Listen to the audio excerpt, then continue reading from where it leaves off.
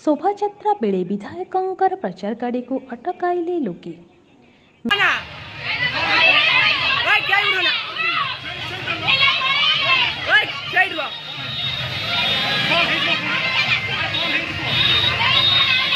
पट्टामुंडाई block अंतर्गत बदमोहनपुर पंचायत रे शोभायात्रा चलता बेले विधायक ध्रुव साहू प्रचार गाड़ी को अटकाइले लोके।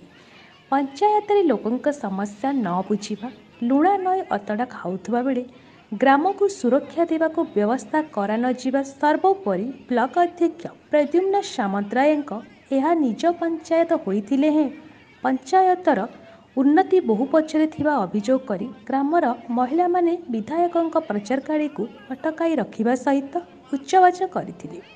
एही कारणरु नै एक अप्रीतिकर परिस्थिति सृष्टि होइथिला। बीजेडी कर्मी और महिला मानक मध्यरे ठेलापेला हेबार दृश्य देखिबाकू मिलिथिला।